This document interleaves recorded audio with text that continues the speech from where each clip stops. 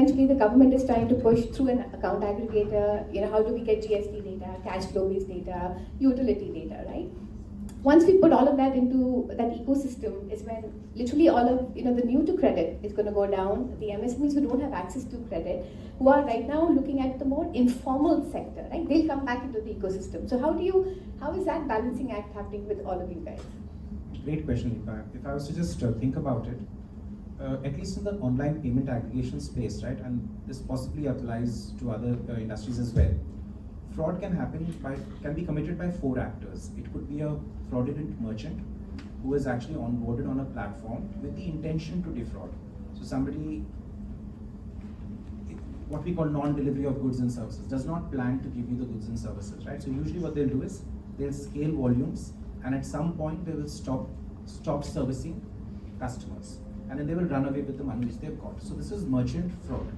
It occasionally also happens that a merchant in good standing at some point changes their business, because a company could be acquired, management could change, or hard times could lead to people taking suboptimal decisions, right? So that can also happen. So history is never a guarantee of just a security.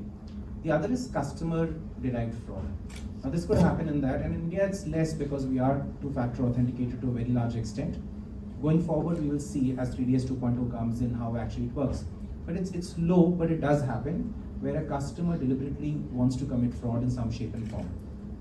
And there are enough nuances around it, especially in the P2P space, but I'll talk more from a payment aggregation space. The third is when an intermediary commits fraud. So an intermediary could be an employee of one of our companies.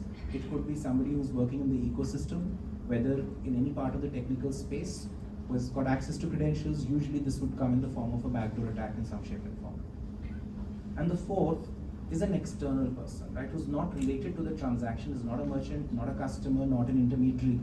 These are the classic hackers who would be trying to come in between in a transaction.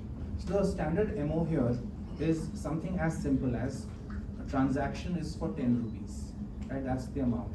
But can you change this amount to make it 10,000? So at least for that brief period of time, the merchant or the aggregator or the bank thinks it's a low ticket transaction which is fully authenticated, goes through. But at the back end, that amount has been changed. This is what is called a man-in-the-middle attack, right? And here, where is the trade-off which is happening? The trade-off is in that in the past, in most cases in the world or even in India, payment transactions were not instantaneous, were not real-time, and settlements happened after a delay, right? When those things happen, you have a chance at the end of the day or the next day to say, hang on, something went wrong here, and come in and hold funds, or inform the right people, or inform the merchant, don't deliver goods and services for this transaction. Today in India, we lead the world in real-time payments. 46% of the world's real-time payments are happening here. Settlements, most merchants require settlements to be on T+1 or T0, which means the same day, which means your ability to hold funds has also gone down.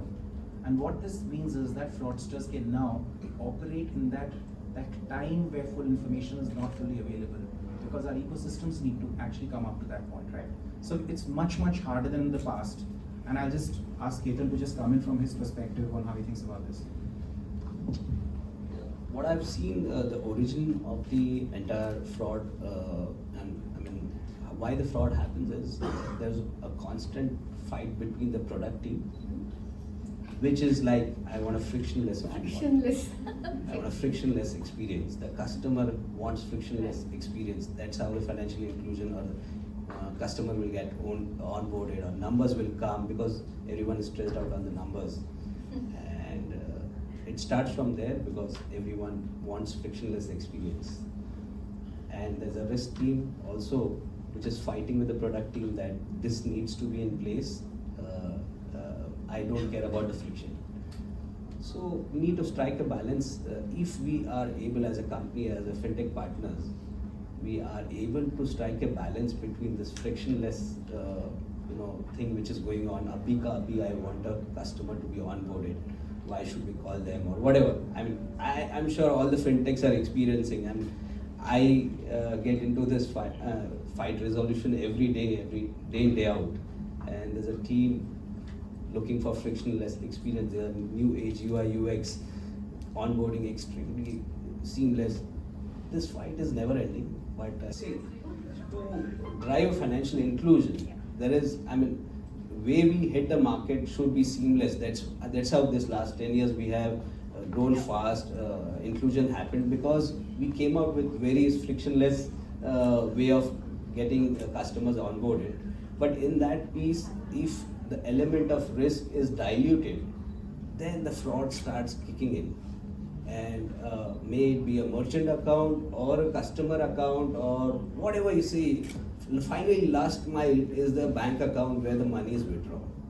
The fraudster finally ends up transferring into a bank account where the cash is withdrawn. If that bank account also has been opened frictionless, or maybe I don't know how, and the money is withdrawn, how we are going to get the money trailed?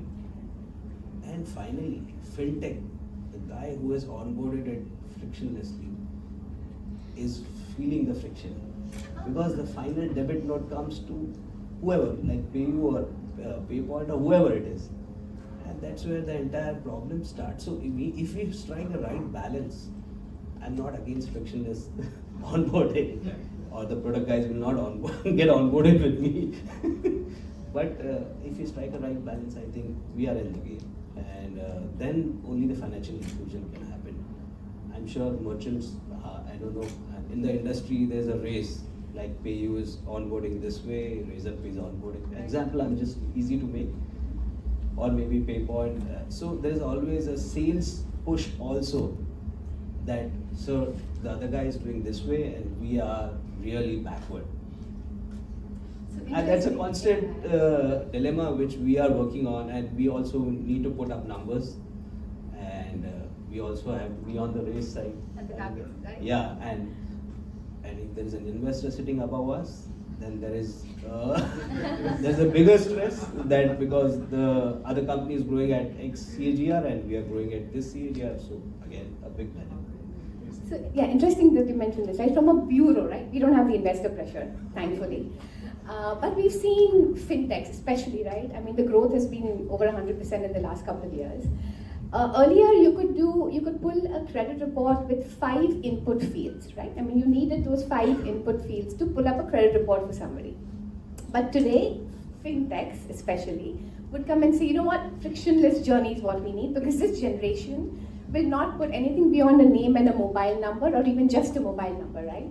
So then that's the balance which you need, saying how do you make sure it's secure, it's compliant, as well as ensuring that you get the target that you're looking for, right? The target audience that you're looking for. So I think that's key when you said it's a fine balancing act. Digital, of course, has grown. The opportunity's been phenomenal, but how do you make sure it's secure as well, right? I mean, that's what's the key in today's market. The other point I wanted to ask was synthetic fraud and identity fraud is a big deal. And we were speaking at coffee saying, we used to focus a lot on KYC, right? Saying, okay, if we do KYC, I think we'll make sure that Nipa Modi is Nipa Modi. But that's not the way it is. You were giving a couple of examples, if you can share that. So we have come up with scenarios where the KYCs were also borrowed, or rather, not loaned, actually Stolen? borrowed, not stolen. The person who has given the KYC, he doesn't know for what the KYC was given. He was whether finally the fraudulent money lands, that account, when we reach there through the enforcement agent, it took 3 months for us to reach finally to that point. But after that also we realized that the person whose account is there, he doesn't know that he has an account there, and his checkbook is lying somewhere else, and he's a farmer in some remote location, and he doesn't know what is happening, and that's how it is. What can we do on this social engineering? Yeah, this is a challenge which we also see, in that we have full KYC done, but nowadays fraudsters have become both besharam, they don't care whether you catch them, and benami and bindas, right? Because what they see is in a very, very short period of time. See, in our business, it's a wafer thin margin business. It'll take us years to make money, right? And you need to be at scale, you need to be super tight on operations, then you end up making money. But for a fraudster, in a month or 3 months or 6 months, they can do something and get out of it, right? And then again, 6 months later, they'll come back in a different flavor. So I think that is something for us to understand, that KYC is not enough. And Nipa, I had a question for you, right? For us, when we're looking at merchants, especially in the long tail, because that's where financial inclusion comes in, is that how should we onboard merchants there while keeping the product teams happy. Absolutely. So, can we use data, big data, in a more effective manner? So in fact, RBI themselves are looking very closely into. First, I think RBI has understood what fintech is, and they're here to stay, right? Because a couple of years ago, they come to us and are saying, okay, on what basis are you providing credit reports to fintechs, right? From that to the recognition that you're getting right now, RBI has got a very comprehensive framework for onboarding, right? Any new consumer or a new customer that you would have. So literally they have a framework in place now. They have an innovation hub. So each one of those are framework and processes that you could follow.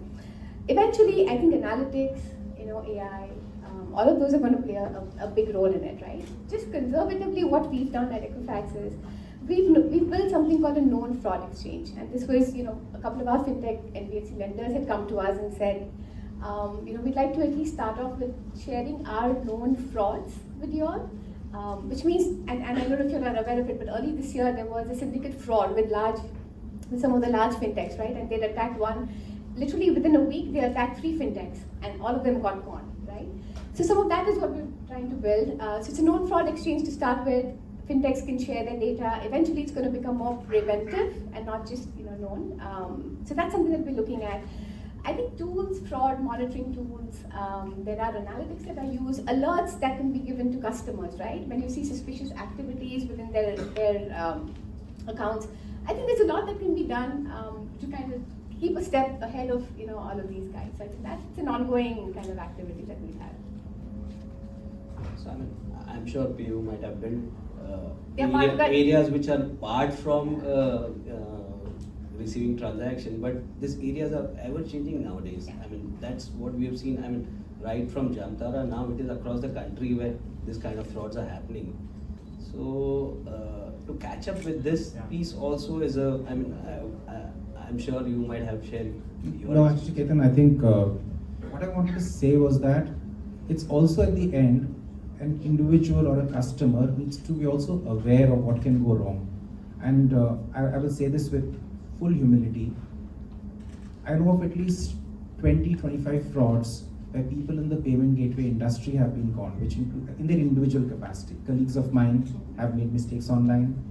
People in schemes have come back and said, hey, this went wrong. And it happens because when something is happening to you, what the fraudster will do is create a sense of urgency. So you don't have time to think. What you would objectively know is incorrect, you don't have time to think. You need to make that payment now. Somebody's asking for you to act now, right? And I'll give you some examples. A friend of mine, she called me and said, Mohit, I lost a lot of money buying saris online. How can you lose money buying saris? So apparently these were supposedly expensive saris in the 2,500 to 5,000 range, which there was a site which was offering at about 500 to 750. So she thought she was getting this great discount. And so she went and picked up 5-6 saris because, it's a limited time offer, buy now or lose this chance ever, So she did that. And the next thing she knows, they're not shipping her the order 5 days, 10 days. They've given her the initial excuses, we're shipping it, it's in production, blah, blah, blah. And then it takes some time before she realizes that site no longer exists. Now here,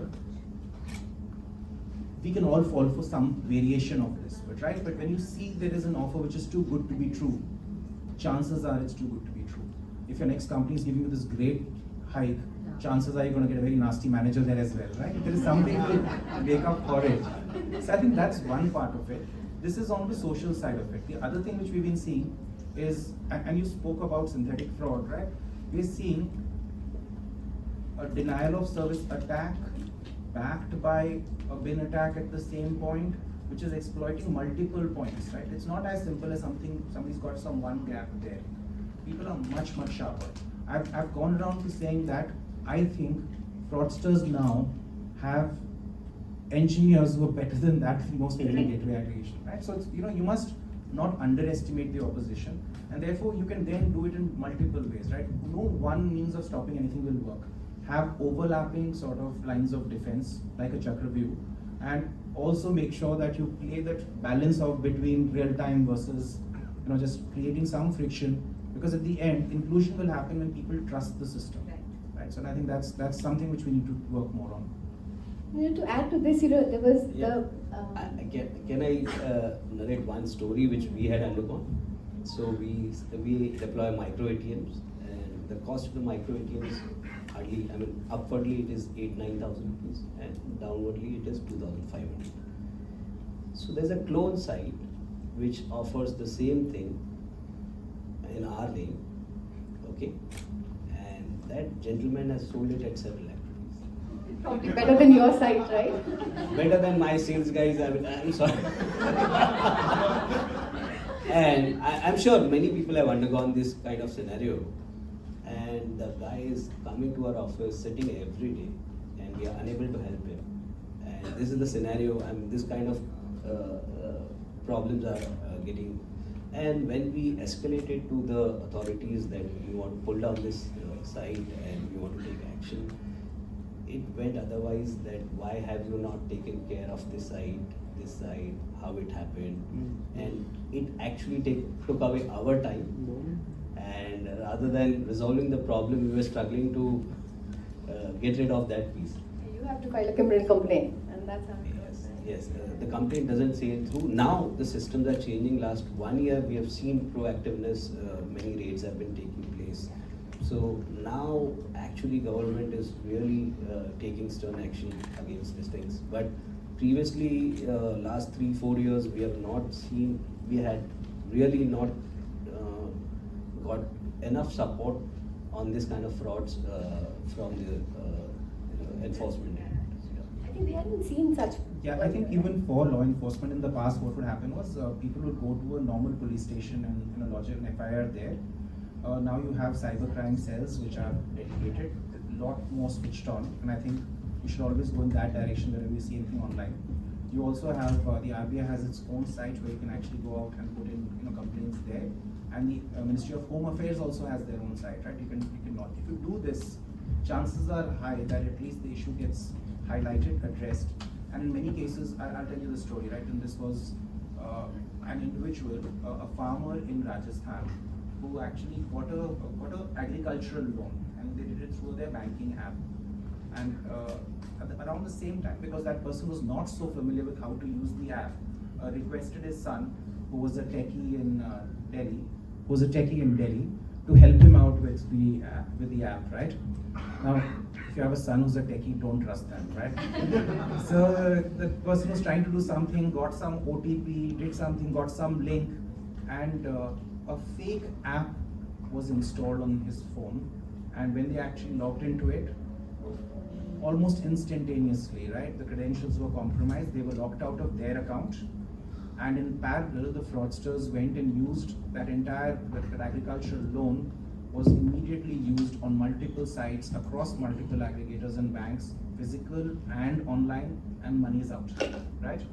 And here this poor farmer sitting in Rajasthan is still trying to understand कि बेटे ने किया क्या यहाँ पे. And in this particular case, the son and the father, they could not figure out where to go to lodge the FIR. They had some trouble initially, but when they went to cybercrime cells, that's where they got positive reception. Their own bank supported them, got in touch with the aggregators, and to a large extent, the bulk of the money was almost immediately recovered, because as long as they highlighted it in time, the system can still act, right? The moment there's a delay, by that time the money is out of the bank accounts. So when that happens, then you will have to be forced to go back and lodge complaints and chase up with it. So I think that first 24 hours of a fraud event is the time when you get to act, and actually you can resolve it in that period. Beyond that, it becomes harder, but you still need to do it, because until you actually you're not solving for yourself or for a known family member, you're actually solving for the ecosystem. And the more pressure you put on the system, sure, for companies like myself, yes, it is tough, because we need to go back and address it. As Ketan said, a lot of it will come on us, because they'll say, you are the smart people, you should have figured it all out.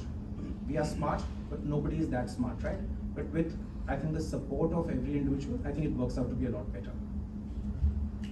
Yeah, well, I mean, Mohit, generally it ends up eating away our pockets. That's what.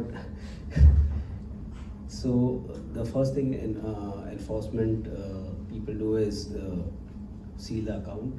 I mean, or put a hold on this amount to the payment aggregator or the payment player or the registered entity. So again, we are as a industry are facing this kind of issues day in day out, and our team is running around saving 2,000 rupees of transaction fraud, where the escrow account holds I don't know how many crores, and the entire ecosystem suffers because our payouts are stopped, our time is getting wasted in dealing with this clarification, etc. So this again is a very big issue. I'm sure everyone in the industry is undergoing this, and even the banks to certain level are not aware of how to deal with this situation. Bank is one of the expert in this situation. So banks, even lead banks are just on a basis of one email that please hold this account or put a hold on this account. The account is kept on hold, and then you have to run to the compliance team and give a clarification, which takes few hours, days, or sometimes it takes lots of pain. So I think this also is a very big painful area. Banks are expected to deal with this situation in much better way. Fintechs definitely are at the helm of it. We are dealing with it. I think banks. So if we expect something from a police station which is in a remote location with a limited understanding of financial transaction, they are likely to deal with in a harsh manner. But banks can filter these things well and take a call basis on the accounts conduct. I think there needs to be a full group effort from the fintech side to sensitize the bank that these are the accounts which should not be blocked instantly. They should be given enough time to give their side of clarification. That whole balancing act again, right? Saying how much is that time that you give before the money is taken away and then you come back, right? Just a couple of stories. I know we all heard about a missed call scam that we had, right? I mean, 50 lakh. It was no OTP, but just 50 odd missed calls. The consumer took some of them, didn't take some of them, and literally 50 lakh without an OTP, right? What do you do with this? Do your multi-factor authentication. What do you do with this? Airbnb has a clone. I don't know if you all are aware of it, which is identical to your probably that same website, right? It's better looking than the Airbnb app. You go onto it and you pay off, and that it's just a completely fake app, right? So that whole, I think, just to get ahead of the curve is what I think we all need to do. But having said that, when you look at banks, wouldn't fintechs also follow the same processes like banks in terms of fraud monitoring tools? Would that not help? Yes, all the fintechs are following the FRM problem. I mean, traditional. I mean, they've been not there, traditional. done I mean, there, every day we yeah. experience a new fraud, and we build something to take care of this fraud. And this is a constant process. Only thing is, the ecosystem needs to be fed well to deal with this fraud, because much of our revenues are eaten away by this fraud. That whole cost versus compliance and security. And the revenue, supposing like the UPI is the biggest pie of the fraud at this moment, and there's no revenue on the UPI. And we need to every day deal with this UPI frauds. So there is a cost towards it. So I'm sure everyone is burning on that. No, I think you're right. There is this, in companies there is always this perception that you don't want to do this until an event happens, and then you actually go and are doing what's called breakdown maintenance, right? But long term, your margins are going to be the same. Whether you take steps proactively and build frameworks, or whether you wait for an event to happen and then only pieces in the second way of looking at it is reputational damage is a lot more, and confidence in ecosystems goes down. So I think that's why it's always better to possibly invest upfront rather than post facto. So it is always, I think, if we burn at the right time while onboarding, there will be friction and there can be a cost towards it. But onboarding, I think, is a key to success, because finally it lands to some account where if the onboarding is taken care properly. So, but there's a problem area in this. There are gaps. Logically, you're right? For every fraud which is happening, there is money moving from one bank account to another bank account, right? Two underlying bank accounts are there. And you also spoke about how in nodal and escrow, law enforcement would come out with a hold on the entire amount rather than a lien on the particular amount. And now you brought up telcos, that they have all this phone data and SIM history. So do you feel that banks and telcos need to share more data with fintechs? Why not utilities? All of it. I mean, feeling is one factor, but data privacy is another factor. I think account So I aggregator think is another. even if we like everyone, the stakeholders of the entire ecosystem, if they act prudently and the onboarding is really strengthened to the core, this entire thing can be, I think streamlined in a much easier way. I think it'll increase financial inclusion as well as security, right? I mean, when you have some of this data available at that point. Honestly, this was a very impromptu kind of discussion that we were going to have. Do we have any last thoughts? We want to open it up for questions. We I have think we about should 10 open it up minutes for now. questions, yeah. I mean, a last thought, Last thought. not last thought, one thought which I Final feel, thoughts. which we can, as a player from the industry, I feel there needs to be an education. Consumer education is happening from the RBI, the industry, etc., etc. Everywhere we are doing awareness programs. That's happening for the transaction, for the customer. I think the biggest pie is the enforcement agents, like the police stations. So we have adopted for digital, for digitization, we have adopted villages under the program of PM. So I think proactively, as a fintech, we can go and adopt some police stations for training. For training, because see, it cannot happen institutionally or from the government. I mean, PU can adopt 10, I can adopt 10. We just have to run a training program for a few days there. Included in And your how budget, the please. transaction flow is. And we have multiple fintechs in the ecosystem. Absolutely. This can easily cover up the entire training program in next And they are few months. everywhere. Correct. Yeah. So now you know why Ketan is an MD, right? Yeah. He's got this adopt a cop program out here, and now we need to implement it. It's all part of the budget, next year's budget. Let's make sure it's part of it. It's hardly any budget.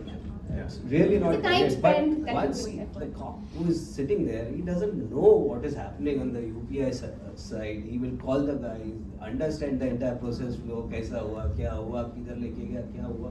Arey bhai, if he understands this and 5-10 people, we can adopt few, and everyone can adopt with them. Every day new fintechs are rising here. They can adopt few of the police station. I think this So will. Mohit, after your sari example and the farmer example, I'm very scared to get online for anything. But I'm still going to be online because that's convenient and easy for me. So I want to understand. So actually I had a similar experience. I don't know what the amount, I don't want to disclose the amount, but I felt duped and I was very excited about the offer that was going on.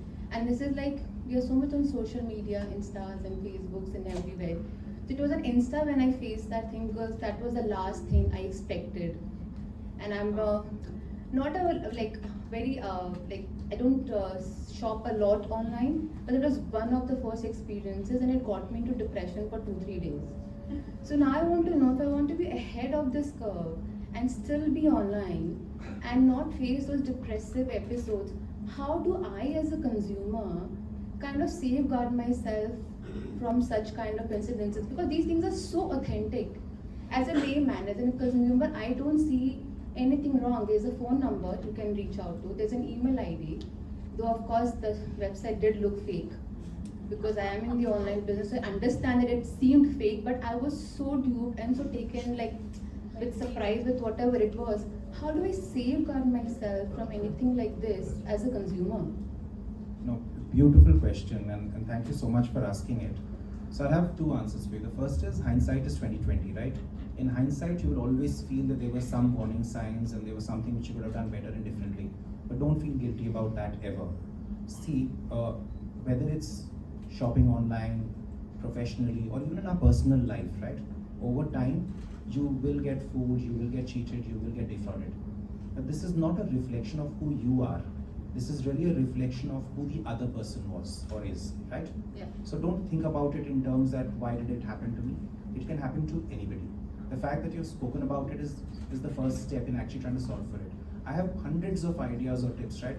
The simplest one which is there is, wherever you're online, make sure you protect your presence. So I would actually advise you to give up on social media, don't share any information online. But that's, again, that same balancing act. Yeah. You can't give too much of information about yourself online because today we're still scratching the surface. If tomorrow somebody, say in the media, people would prepare what they call a backgrounder. who you are and what you do. Today, people can do that about you as well. We can go through your social history and understand who you are, what are you likely to do.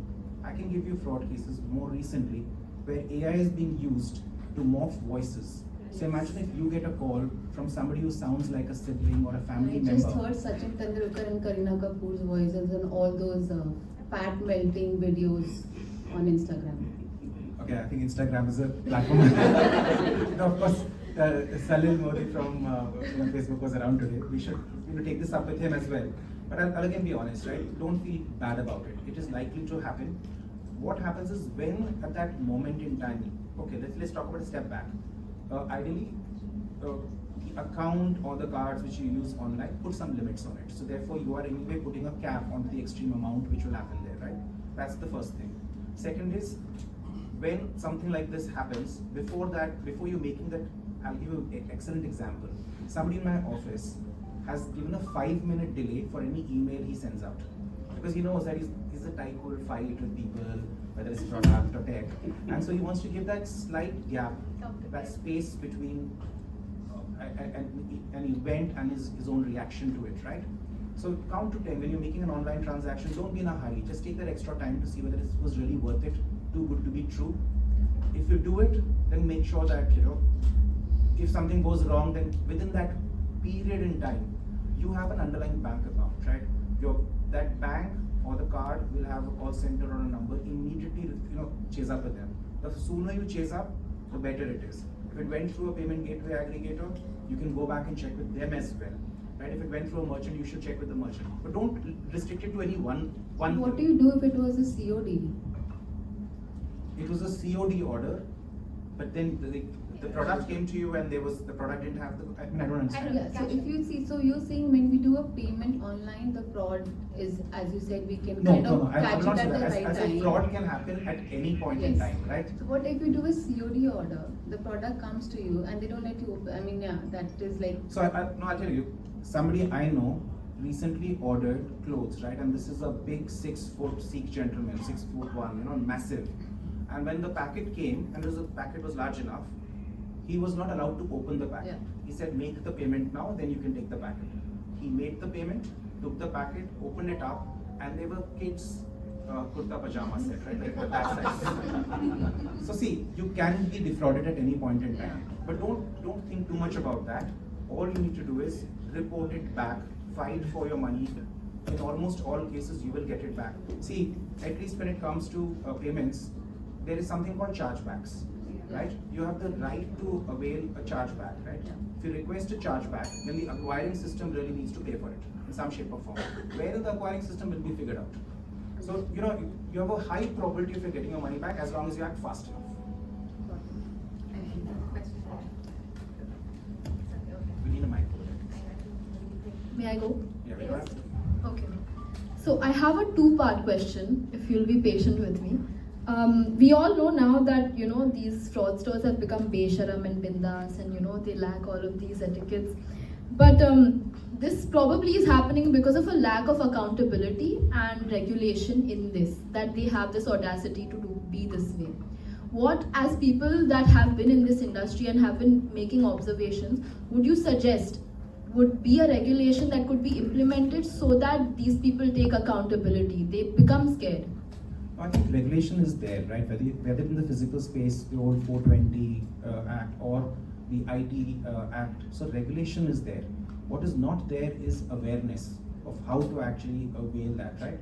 So while Ketan may have been joking in his Adopt a Cop scheme, he was actually bang on point in that even in law enforcement, how exactly to deal with it. But today, the system is a lot more evolved. You have FIU, which is the Financial Intelligence Unit of the Department of Revenue, Ministry of Finance, and they expect reporting from all financial institutions as well. So they again aggregate data and then will play it back to the relevant investigating agency to actually go out and do it. So I think our frameworks are a lot stronger than we think, but we are not testing the system enough or not actually utilizing it enough.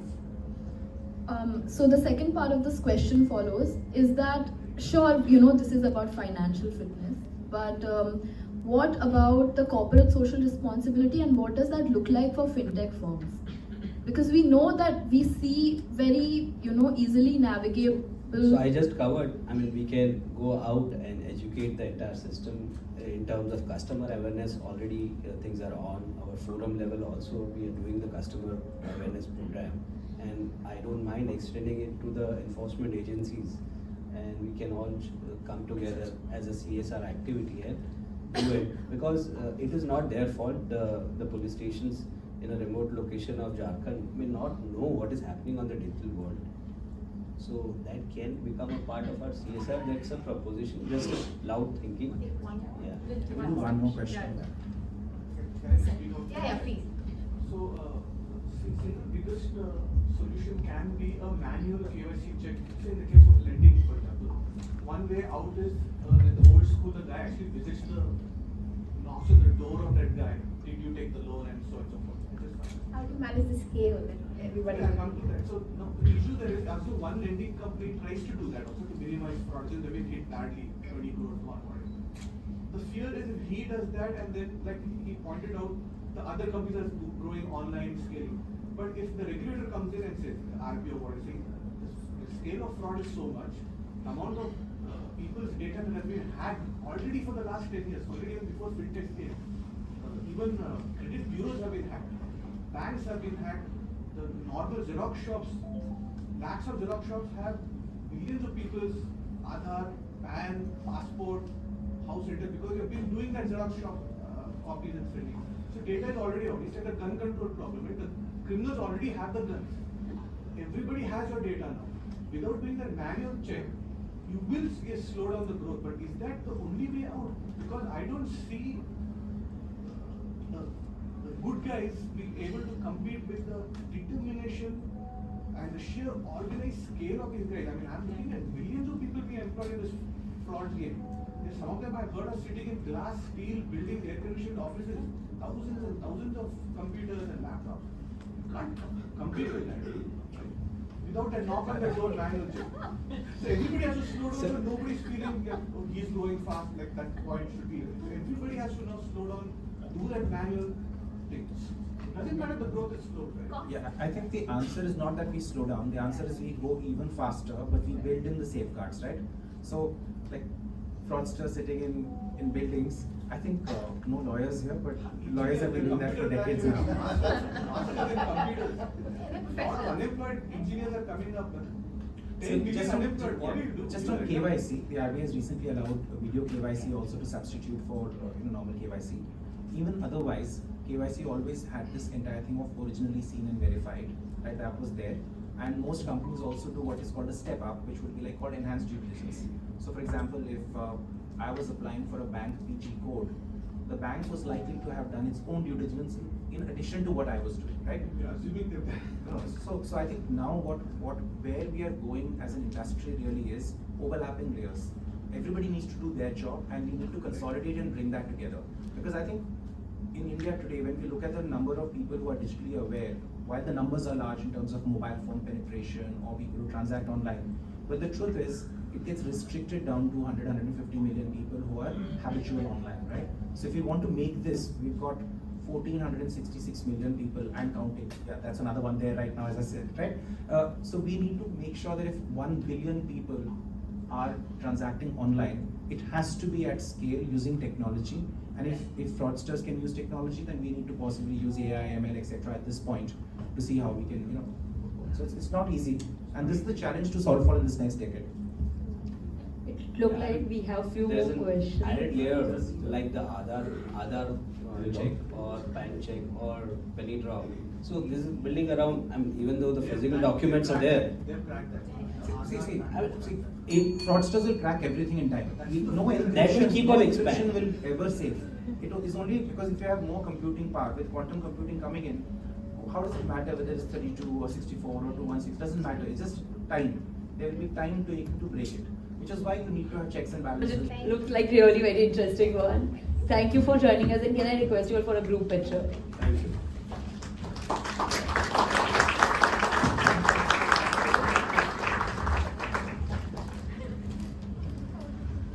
Thank you everybody for being a part of 15th edition of Digital Money 2023, brought to you by Payment Council of India and Lyra Network India, powered by Razorpay, Gold Partners, Visa and Amazon Pay. Silver partner PayPal, FidiPay, InSolution Global, Transcorp, PayPoint, and